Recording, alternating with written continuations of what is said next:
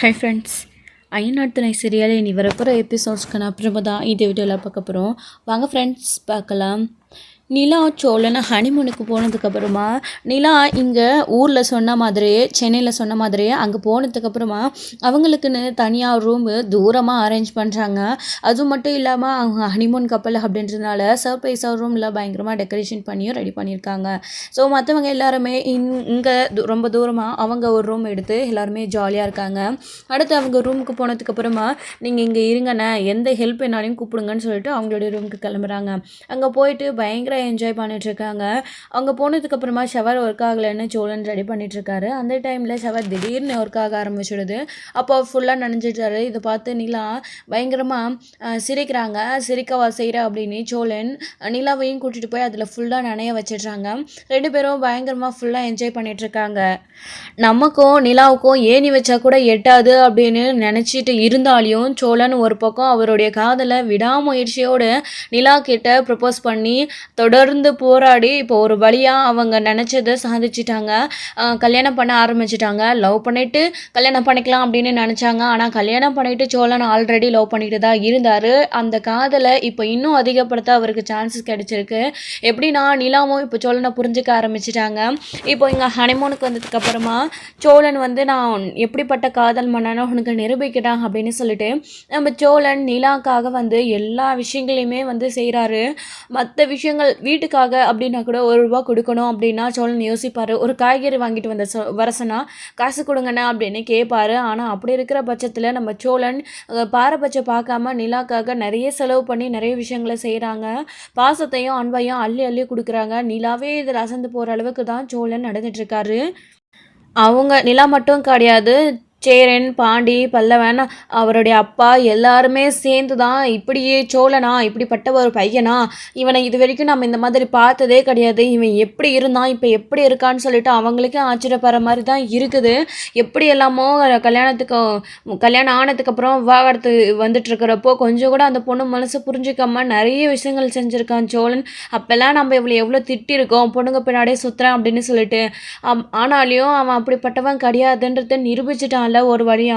ஆனால் ஒன்று, நிலாக்காக தான் எல்லாத்தையும் செஞ்சுருக்கான். நிலா சோழன் கூட இருந்தால் அவன் என்ன வேணாலும் பண்ணுவான் போல இருக்கு. கண்டிப்பாக சோழனை ஒரு பெரிய ஆளாக கொண்டு வரதுக்கு நிலாவால் மட்டும்தான் முடியும். நிலாவோடைய பாசம் அன்பும் சோழனை இந்த அளவுக்கு மாற்றிருக்கு அப்படின்னு அவங்க பார்த்து வியக்கிற அளவுக்கு சோழன் நடந்துட்டு இருக்காரு. அதுக்கப்புறம் ஃபோட்டோ, செல்ஃபி இதெல்லாமே எடுத்துகிட்டு இருக்காங்க. அவங்க எல்லாரும் கூட ஒரு சைடு ரொம்ப ஹாப்பியாக இருக்காங்க. நீங்கள் எல்லாரும் ஒரு சைடு போங்க, நானும் நிலாவும் தனியாக போகிறேன்னு ஆக்சுவலி சோழன் சொல்லியிருக்கிறாரு சேரன் கிட்ட. எல்லாத்தையும் புரிஞ்சுக்கிட்டு தான் அவருமே இவ்வளோ தூரம் நிலா சொன்னதுக்காக தான் நம்ம கிளம்பி வந்தோம். அவங்க 2 பேரும் கொஞ்ச நேரம் தனியாக இருக்கட்டுமே அப்படின்னு சொல்லிட்டு தான் நிலா, நீங்கள் இங்கே நின்று ஃபோட்டோ எடுங்கப்பா, இங்கே உயரத்தை பார்த்தாவே எனக்கு பயமாக இருக்குது. நான், பாண்டி, பல்லவன், இதோ அப்பா அவரெல்லாம் அங்கே போய் இருக்கிறோம். அப்பாவால் இவ்வளோ தூரம் ஏறியெல்லாம் வர முடியாதுப்பா, நாங்கள் அந்த சைடு போய் பார்க்குறோம், நீங்கள் இங்கே சுற்றி பார்த்துட்டு அப்புறமா வாங்க அப்படின்னு சொல்கிறாங்க. ஆனால் இங்கேயே நல்லா இருக்குல்ல அப்படின்னு. நிலா அவங்க தான் போகிறேன்னு சொல்கிறாங்களே, விடு நிலா அப்படின்னு சோழன் சொல்கிறாரு. சரி, நான் உங்களுக்கு எங்கே பிடிக்குதோ அங்கே போய் நீங்கள் சுற்றி பாருங்கள் அப்படின்னு நிலாவும் சொல்லிடுறாங்க. அவங்களும் கீழே போகிறாங்க. அப்பா வாங்கப்பா போகலாம் அப்படின்னு. டேய் எங்கடா அப்படின்னுவோம். நம்ம அப்படி கீழே போகலாம்ப்பா, மேலே ஏற கஷ்டமாக இருக்கும், வாங்கப்பா அப்படின்னு. டேய் நான் நல்லா தாண்டா இருக்கேன், நான்லாம் மேலே ஏறுவேன் அப்படின்னு. ஐயோ அப்பா அவங்க 2 பேரும் கொஞ்சம் தனியாக இருக்கட்டும் தான் அப்படி சொன்னேன்ப்பா, நீங்கள் வாங்க அப்படின்றாங்க. அதை உண்மையை சொல்லடா, என்கிட்டயே என்னால் ஏற முடியாதுன்னு சொல்கிறியடா, நான் எவ்வளோ ஸ்ட்ராங் பாடி அப்படின்னு நடேசன் சொல்லிட்டு இருக்காரு. வாங்கடா சரி அப்படின்னு சொல்லிட்டு அவங்க ஒரு சைடை சுற்றி பார்க்குறதுக்காக போயிட்டுருக்காங்க. அப்போ மேலே போயிட்டு நிலாவும் சோழனும் மேலே இருக்கிறதுனால சுற்றி முற்றியும் காடு, யாரும் இல்லை அப்படின்றதுக்காகவும் பயங்கர ஹாப்பியாக ஒருத்தருக்கு ஒருத்தர் அவங்களோட காதலை பகிர்ந்துக்கிறாங்க. இது வரைக்கும் சோழன் தான் மூச்சுக்கு 300 தடவை உன்னை எனக்கு பிடிக்கும் நிலா, ஐ லவ் யூ நிலா, உனக்காக நான் என்ன வேணாலும் செய்வேன் அப்படின்னு சொல்லிட்டு இருந்தவர். ஆனால் இப்போ முதல் முறையாக நிலா ஐ லவ் யூ சோழன் அப்படின்னு சொல்லும்போது சோழனுக்கு அது ஆச்சரியமாக இருக்குது. நிலா என்கிட்ட சொன்ன முதல் காதல் எது அப்படின்னு சோழன் அவ்வளோ வியக்கிறாரு. என்னாச்சு சோழன் அப்படின்னு அடுத்த நிமிஷம் நிலா கேட்குறாங்க. ஒன்றும் இல்லை நிலா, நீ இப்போ தான் ஃபர்ஸ்ட் டைமு என் லவ் பண்ணுறேன்னு சொல்லியிருக்கல, அதுவும் கூட என்கிட்ட இல்லை, இந்த இயற்கை கிட்ட என்னை பிடிக்கும்னு சொல்லியிருக்கல அப்படின்னு சொல்லும்போது, சோழன் ஏன் சோழன் இவ்வளோ எமோஷ்னல் ஆகுறீங்க? வருத்தப்படாதீங்க சோழன். இப்போ என்ன, நான் இயற்கை கிட்ட ப்ரப்போஸ் பண்ண மாதிரி உங்ககிட்ட சொல்லணும் அவ்வளோதானே, இருங்க அப்படின்னு சொல்லிட்டு நிலா சுற்றியும் முற்றியும் பார்க்குறாங்க. என்ன நிலா அப்படின்னுமோ, இருங்க சோழன் அப்படின்ட்டாங்க. அங்கே காட்டில் ஒரு சின்னதாக ஒரு பூ இருக்குது, அதை நிலா ஓடி போய் பறிச்சுட்டு வராங்க. பார்த்து நிலா அப்படின்னு சோழன் சொல்கிறாரு. அதை பறிச்சுட்டு ஓடி வந்து இந்த ஹீரோ வந்து ஹீரோயினிக்கு பண்ணுற மாதிரி சோழனுக்கு நிலா என்ன பண்ணுறாங்க, ஓடி வந்து முட்டி போட்டுக்கிட்டு ஐ லவ் யூ சோழன் அப்படின்றாங்க. சோழன் அதை வாங்கிக்கிட்டு என்ன இல்லைல்ல நீ இப்படிலாம் பண்ணிகிட்ருக்க அப்படின்னு, நீங்கள் தான் சோழன் இந்த மாதிரிலாம் எனக்காக நிறைய பண்ணியிருக்கீங்க, உங்கள் மனசை நான் ஒரு தடவை கூட புரிஞ்சிக்கவே இல்லைல்ல, நான் வேண்டாம் வேண்டான்னு சொல்கிறப்பெல்லாம் உங்கள் மனசு எந்த அளவுக்கு ஹர்ட் ஆகிருக்கும் அப்படின்றத நான் இப்போ புரிஞ்சுக்கிறேன். நம்ம பிடிச்ச ஒருத்தவங்களை நம்ம விரும்பும்போது அவங்க வேண்டான்னு சொல்கிற போது அந்த வலியும் வேதனையும் என்னன்றதை என்னால் புரிஞ்சிக்க முடியுது Cholan. I love you Cholan, sorry Cholan, இவ்வளோ நாளாக உங்களை நான் மிஸ் பண்ணதுக்கு அப்படின்னுமோ, அதெல்லாம் எதுவும் இல்லை நிலா, அப்போ மிஸ் பண்ண மொத்தத்துக்குமே இப்போ நீ சொன்ன ஒரு வார்த்தை சந்தோஷத்தை கொடுக்குது அப்படின்னு சோழன் சொல்லும்போது நிலாவுமே சோழனுமே ரொம்ப ரொம்ப ஹாப்பி. 2 பேரும் ஹக் பண்ணிக்கிறாங்க. ஸோ இவங்க ஒரு சைடு இப்படி ஜாலியாக சுற்றி பார்த்துட்டு இருக்கும்போது அந்த சைடு அவங்க எல்லாருமே சுற்றி பார்த்துட்டு ஃபோட்டோ எல்லாம் கூட எடுத்துகிட்டு இருக்காங்க. நம்ம பாண்டி வந்து இங்கே வந்ததுனால வானதி அங்கே மெடிக்கல் ஷாப்பில் ரொம்பவே போர் அடிக்குது அப்படின்னு சொல்லிட்டு அடிக்கடிக்கு கால் பண்ணி பாண்டிக்கு பேசிகிட்டே இருக்காங்க. அப்போது வீடியோ கால் பண்ணி இங்கே இருக்கிற இயற்கை அத்தனையுமே வந்து காட்டிகிட்டு இருக்காங்க. போ பாண்டி, நீ என்னை மட்டும் விட்டுட்டு போயிட்ட, நானும் ரொம்ப ரொம்ப மிஸ் பண்ணேன் தெரியுமா, அங்கே என்னையும் கூட்டிகிட்டு போயிருந்தேன் நானும் ரொம்ப ஜாலியாக இருந்திருப்பேன்ல அப்படின்னு.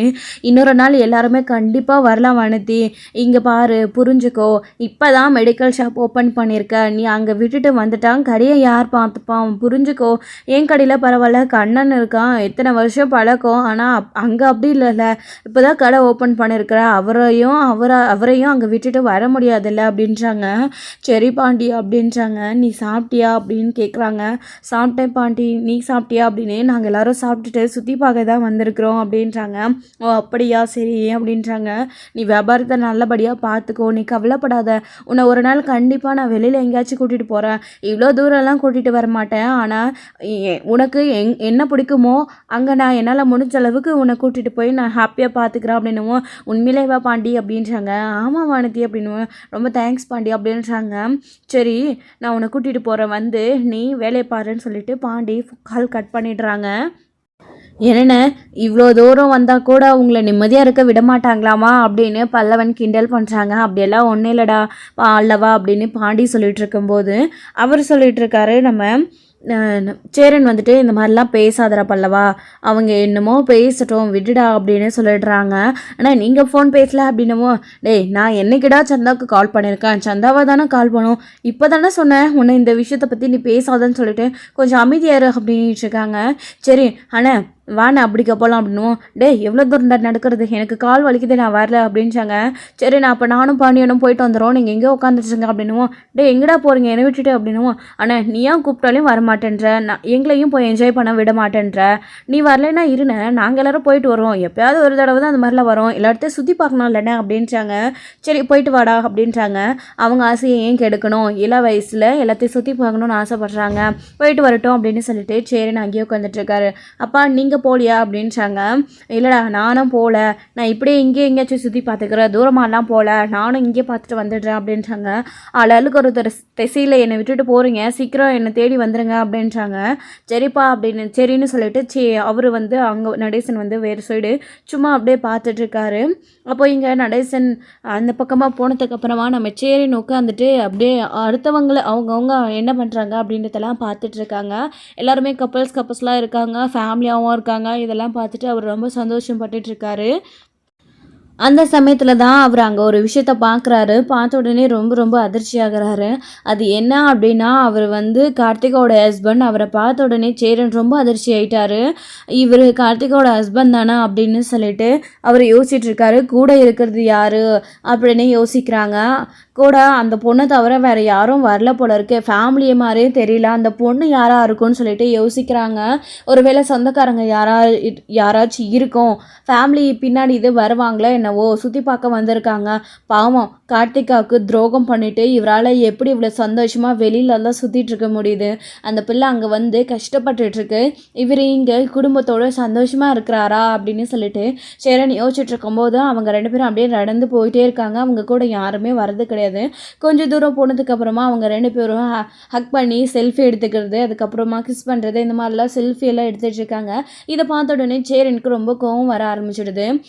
அப்போ இந்த பொண்ணு யாராக இருக்கும், ஃபேமிலியும் வரலை, இந்த பொண்ணு கூட இப்படியெல்லாம் இவர் ஃபோட்டோ எடுத்துக்கிறாருன்னு சேரன் அதிர்ச்சி ஆக ஆரம்பித்து நேராக அவர்கிட்டயே போய் கேட்கலாம், கார்த்திகாவுக்கு ஏன் இப்படி துரோகம் பண்ணார், முதல்ல இந்த பொண்ணு யார் அப்படின்னு சொல்லிட்டு அவர் நேராக அந்த இடத்துக்கு அங்கே போகிறாரு.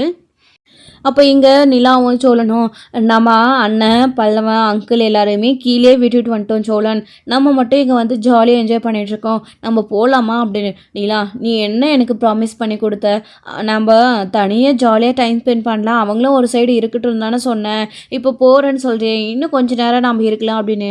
போதும் சோழன், இதுக்கு மேலே நம்ம இங்கேருந்து என்ன பண்ண போகிறோம் அப்படின்னு நிலா கேட்கவும், என்ன நிலா இது கேள்வி, இன்னும் இதே மாதிரி அன்பையும் காதலையும் உனக்கு நான் காட்ட நிறைய விஷயங்கள் இருக்குது அப்படின்றாங்க. சோழன், இதுவே என்னால் தாங்கிக்க முடியாத அளவில்லாத ஒரு சந்தோஷம், இதுக்கு மேலேயும் என்னால் முடியாது, போதும் சோழன், மொத்த ஆயுள் சந்தோஷத்தையும் ஒரே நாளில் கொடுத்துருவீங்க போல இருக்குது, இன்னும் நம்ம வாழ வேண்டிய வாழ்க்கையும் சந்தோஷமும் நிறைய இருக்குது, அப்புறமா இதை பற்றியெல்லாம் பேசிக்கலாம், டிஸ்கஷன் பண்ணிக்கலாம், கொஞ்சம் கொஞ்சமாக ஒவ்வொரு நாளைக்கும் காதலை பகிர்ந்துக்கலாம், இப்போ வாங்க போகலாம் அப்படின்னு நிலா கூப்பிடுவோம். சரி வா போலாம் நீ சொல்லி நான் எதை கேட்காம இருந்திருக்கேன் அப்படின்னு அவங்க 2 பேரும் கிளம்பி வந்துட்டு இருக்காங்க. இப்போது இங்கே கார்த்திகோடைய ஹஸ்பண்ட் கிட்ட போன சேரன் அவரை பார்த்துட்டு அங்கே நிற்கிறாரு. அவரும் இவரை பார்த்த உடனே ரொம்ப அதிர்ச்சி ஆகுறாரு. அப்புறம் சரிவா நம்ம அந்த பக்கம் போகலான்னு சொல்லிட்டு போகிறாரு. ஒரு நிமிஷம் அப்படின்னு சேரன் கூப்பிடுறாரு. அவர் கூப்பிடுறாரு அப்படின்னு அந்த பொண்ணு சொல்கிறாங்க. யாராக இருந்தால் நமக்கு என்ன, நம்ம வா போகலாம் அப்படின்னு அவர் சொல்லுவோம். ஒரு நிமிஷம் நில்லுங்க, உங்களை தானே கூப்பிட்டு இருக்கேன், எங்கே உங்கள் பாட்டுக்கு போயிட்டே இருக்கீங்க, என்னை யாரும் அடையாளம் தெரியுதா, இல்லை என்ன தெரிஞ்சதுனால தான் என்கிட்ட இந்த எஸ்கேப் ஆகி போகிறீங்களா அப்படின்னு கேட்குறாரு. யோ யார் நீ நீ எதுக்கு இங்கே வந்து நிற்கிற, எதுக்கு பிரச்சனை பண்ணுற, என்னையா வேணும் உனக்கு அப்படின்னு கோவமாக பேசுவோம். ஹலோ நீங்கள் கார்த்திகாவோட ஹஸ்பண்ட் தானே அப்படின்றாங்க. அந்த பொண்ணு திருன்னு முழிக்குது. இப்போ இவர் என்ன உளறிட்டுருக்க, என்ன போதியா, இங்கே பாரு நான் யாருக்கும் ஹஸ்பண்ட் கிடையாது, தோ இவ தான் என் பொண்டாட்டி, இவளுக்கு மட்டும்தான் நான் ஹஸ்பண்ட் அப்படின்னு சொல்கிறாங்க. ஓ அப்போ இந்த பொண்ணு தான் நான் ஹஸ்பண்டு, அப்போ கார்த்திகாவை வேணான்னு அவர் நகை பணம் எல்லாம் வாங்கிக்கிற வரைக்கும் வாங்கிக்கிட்டு இப்போது இந்த பொண்ணு கூட இவர் சுற்றிட்டு இருக்காரா, இவருக்கு எப்படி மனசாட்சி வந்தது, இல்லை இந்த பொண்ணை அவர் ஏமாத்துறாரா, இல்லை இந்த பொண்ணு கூட யாச்சும் நிரந்தரமாக இவர் குடும்பம் நடத்துவாரான்னு நம்ம சேரன் யோசிச்சு பார்த்துட்டு இருக்காரு. வா நம்ம போகலாம் அப்படின்வோம். ஒரு நிமிஷம் நில்லுங்க, அது எப்படி கார்த்திகாவை கல்யாணம் பண்ணி ஈஸியாக கார்த்திகாவை ஏமாற்றிட்டு நீங்கள் வேலைக்கு வந்ததுக்கப்புறமா ஃபோன் கூட பண்ணுறது கிடையாது, அவங்க ஃபேமிலியிலேருந்து வந்து யார் பேசினாலுமே நீங்கள் அதுக்காக அவங்கக்கிட்ட மதிப்பு கொடுத்து கூட பேச மாட்டேன்றீங்க, இப்போ இன்னொரு பொண்ணை கல்யாணம் பண்ணிக்கிட்டு இன்னொரு பொண்ணோட வாழ்க்கை அழிக்கலான்னு முடிவு பண்ணிட்டீங்களா அப்படின்னு கேட்கும்போது, என்ன பேசிகிட்டு இருக்க நீ யாருன்னே எனக்கு தெரியாது, நீ என்னென்னமோ கதை விட்டுட்டு இருக்க அப்படின்னு அவர் சொல்லிட்டு இருக்காரு. இங்கே பாருங்க, நடிக்காதீங்க, உங்களை எனக்கு நல்லாவே தெரியும், என்னையும் உங்களுக்கு நல்லாவே தெரியுன்றது எனக்கு தெரியும், நீங்கள் தேவையில்லாமல் இப்படி என்கிட்ட பேசி ஏமாற்றிட்டு போகலான்னு மட்டும் நினைக்காதீங்க. பாவம் அங்கே அந்த பொண்ணு கார்த்திகா ரொம்ப மனசொடைஞ்சு போய் ஊரில் வந்து உட்காந்துட்ருக்கு, என்கிட்ட நடந்ததெல்லாம் சொல்லி ரொம்ப வருத்தப்பட்டு அழுதுச்சு, உங்கள் அம்மா அப்பா ஏன் அப்படி பண்ணுறாங்க, அம்மா முதல்ல நீங்கள் ஏன் அப்படி பண்ணுறீங்க, அந்த பொண்ணு ரொம்ப பாவங்க, பேசாமல் கார்த்திகாவோட சேர்ந்து சந்தோஷமாக வாழுங்க, கார்த்திகாவோட நகை பணம் இதெல்லாத்தையும் விற்று மட்டும் உங்கள் கடனை கொடுத்துட்டு சொந்த வீடு இல்லாமல் வாடகை வீட்டில் இருந்துக்கிட்டு இப்படியெல்லாம் நீங்கள் போய் சொல்லி கார்த்திகாவை ஏமாத்திருக்கலாமா, எல்லாம் நடந்து முடிஞ்சு போச்சு, ஆனால் நீங்கள் கல்யாணம் பண்ணிட்டு போன கார்த்திகாவை வச்சு சந்தோஷமாக வாழ்ந்துருக்கணும்ல, சொந்த வீடு இல்லைன்னா என்ன, வாடகை வீடை கூட வாடகை கொடுத்துட்டு சம்பாதிச்சுக்கிட்டு சந்தோஷமாக வாழ்ந்துருக்கலாம்ல, அதை விட்டுட்டு நீங்கள் வெளியில் போய் கஷ்டப்பட்டுக்கிட்டு அவள் நகையெல்லாம் வச்சு கடனை அடிச்சுட்டு அதுக்கப்புறம் ஏன் கார்த்திகாவை ஒரு மனுஷியாக கூட மதிக்க மாட்டேன்றீங்க, கார்த்திகா உங்களுக்கு என்ன பாவம் பண்ணால், உங்களை நம்பி வந்ததை தவிர வேறு என்ன பண்ணால், எதுக்காக நீங்களும் உங்கள் குடும்பமும் இப்படி பண்ணிட்டுருக்கீங்க, இப்போது இந்த பொண்ணை ஏமாத்துறீங்க, கார்த்திகாவுக்கு துரோகம் பண்ணிவிட்டு இந்த வாழ்க்கையை அமைச்சிட்ருக்கீங்களே, கார்த்திகா இருக்கிறப்போ இதெல்லாம் உங்களுக்கு தப்புன்னு தெரியலையா, எந்த நம்பிக்கையில் நீங்கள் கல்யாணம் பண்ணிட்டீங்க, அப்படியே நீங்கள் கல்யாணம் பண்ணணும்னு நினச்சிருந்தாலும் கார்த்திகாவுக்கும் உங்களுக்கும் எந்த சம்மந்தமும் இல்லைன்னு சட்டப்படி விவாகரத்து ஆனதுக்கப்புறமா தானே நீங்கள் இந்த பொண்ணை கல்யாணம் பண்ணியிருக்கணும், நீங்கள் எப்படி கார்த்திகாவுக்கு துரோகம் பண்ணிவிட்டு டிவோர்ஸ் வாங்காததுக்கு முன்னே இன்னொரு பொண்ணை நீங்கள் கல்யாணம் பண்ண முடியும் அப்படின்னலாம் போய் சேர நாங்கள் கேட்டுட்ருக்கோம். யோ இனி என் விட்ட ரொம்ப ஓவராக பேசிகிட்டே போகிற, நானும் சொல்லிக்கிட்டே இருக்கேன், நீ உன் பாட்டுக்கு பேசிகிட்டே போகிற அப்படின்னு கோவமாக அவர் பிடிச்சி தள்ளி விடுறாரு. அப்போது தூரத்துலேருந்து நம்ம பாண்டியும் பல்லவனும் அவங்க செல்ஃபி எடுத்துகிட்டு வாண்ணா போகலான்னு சொல்லிட்டு வர்றவங்க இதை பார்த்துட்றாங்க. ஆனால் யாருன்னு அது தேவையில்லாமல் அண்ணன்கிட்ட ஏதோ பிரச்சனை பண்ணுறாங்க போல இருக்குது, வாண்ணா அப்படின்றாங்க. இதுக்கு தாண்டா பல்லவா நான் சொன்னேன், அண்ணனை தனியாக வீட்டில் போக வேணான்னு, நீ கேட்டியா வா அப்படின்னு அவங்க 2 பேரும் கிட்ட நெருங்கி வந்துட்டே இருக்கவும் இன்னொரு சைடு நிலாவும் சோழனும் அதே மாதிரி தான் வராங்க. இப்போ அவங்க 2 பேரும் ஓடி வந்ததும், "அண்ணா அண்ணா என்னாச்சுண்ணா? என்ன பிரச்சனை?" அப்படின்றாங்க. "இங்க பாருடா பாண்டி, இவரு கார்த்திகாவோட ஹஸ்பண்ட் தானே." கேட்டா என்கிட்ட இல்லவே இல்லைன்னு சொல்லி சமாளிக்கிறாரா. கார்த்திகாவை அங்கே வேண்டான்னு சொல்லி விவாகரத்து பண்ணுறதா சொல்லிட்டு எல்லாத்தையும் எக பணம் எல்லாம் ஏமாத்திட்டு இங்கே இன்னொரு பொண்ணை கல்யாணம் பண்ணிட்டு சுற்றிட்டு இருக்காரு. கேட்டால் என்னையே யாருன்னு தெரியாதுன்னு சொல்கிறாரா அப்படின்றாங்க. ஏங்க எங்களுக்கு நல்லாவே தெரியும், நீங்கள் கார்த்திகாவோட ஹஸ்பண்ட் தானே, எதுக்காக இப்படி பண்ணுறீங்க? எங்கள் அண்ணன் கேட்டால் இல்லைன்னு சொல்கிறீங்களா அப்படின்னுவோம். நீ யாரடா அப்படின்னு மாற்றி மாற்றி கேட்கவும், என்னென்னா இவர் இப்படி பேசுகிறாரு, நம்ம வீட்டுக்கெல்லாம் வந்திருக்கிறாரு, நம்ம எல்லாருமே இவருக்கு நல்லாவே தெரியும், குலதெய்வ கோயிலுக்கெல்லாம் கூட ஒன்றா போயிருக்கிறோம், கடைசியில் இப்படி பேசுகிறாரு அப்படின்றாங்க. பல்லவன் கூட, அம்மண்டா பல்லவா, நல்லா சொல்லுடா, இவருக்கு ஏதாச்சும் மறந்துடுச்சா உங்களுக்கு? நல்லா ஞாபகப்படுத்தி பாருங்கள், நாங்கள் தான் சேரன் பாண்டி பல்லவன், இதோ அங்கே பாரு நிலா சோழன் கூட வராங்க, தெரியலையே உங்களுக்கு? எங்கள் அப்பா அங்கே இருக்கிறாரு, அப்பான்னு கூப்பிடுறாரு. என்னடா சேரா அப்படின்னு நடேசன் வராரு. அப்பா இங்கே பாருப்பா, இவர் கார்த்திகோட ஹஸ்பண்ட் தானே, யாருன்னே தெரியலன்னு சொல்கிறாரு அப்படின்னமோ. என்ன மாப்பிள்ள எங்களை தெரியலையா? என்ன இப்படி முழிக்கிறீங்க? ஆமாம் யார் இந்த பொண்ணு அப்படின்னு கேட்குறாரு. அப்பா இந்த பொண்ணு இவருடைய மனைவியாப்பா அப்படின்னவும் ஷாக் ஆகுறாரு நடேசனுமே. என்னென்ன சொல்கிறீங்க அப்படின்னு. என்னடா அது அப்படின்னுவோம். ஆமாப்பா கார்த்திகா இப்போ ஊருக்கு வந்திருக்குறது, ஏதோ பிரச்சனையில் இவருக்கும் அவருக்கும் செட் ஆகலை, மாமியார் மாமனார் ரொம்ப கொடுமை பண்ணுறாங்கன்னு சொல்லிட்டு அந்த பிள்ளை இங்கே வந்திருக்கு, என்கிட்ட வருத்தப்பட்டு பேசிச்சுப்பா, உங்களுக்கு தெரியலையா அப்படின்னுவோம். ஆமாம் என் அண்ணங்காரனை நானும் அங்கே டீ கடையில் பார்த்தேன், அவனும் நடந்த விஷயத்தெல்லாம் சொன்னான். ஓ அப்போ அந்த பொண்ணை விட்டுட்டு இவன் இன்னொரு பொண்ணை கல்யாணமே பண்ணிக்கிட்டானா அப்படின்ற மாதிரி அவர் கேட்டுட்ருக்காரு. ஆமாப்பா, ஆனால் எதுக்கு இப்படி பண்ணீங்கன்னு கேட்டால் நம்மளையே யாருன்னே மொத்தமாகவே தெரியாதுன்னு சொல்கிறாருப்பா இவர் அப்படின்றாங்க. ஏப்பா உனக்கு ஏதாச்சும் ஆயிடுச்சா?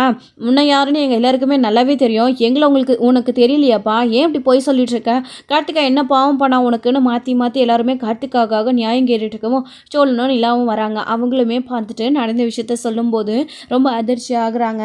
ஆமாம் என்ன ப்ரோ, எதுக்காக நீங்கள் கார்த்திகாவை விட்டுட்டு இன்னொரு பொண்ணை கல்யாணம் பண்ணியிருக்கீங்க அப்படின்னால நியாயம் கேட்டுட்டு இருக்கவும், நீங்களாம் யாருன்னே எனக்கு தெரியாது, ஏன்னா எல்லாருமே வந்து ஃபேமிலியாக பிரச்சனை பண்ணிட்டுருக்கீங்களா, நீ வா நம்ம போகலான்னு அந்த பொண்ணை கூப்பிட்டுட்டு போக பார்க்குறாரு.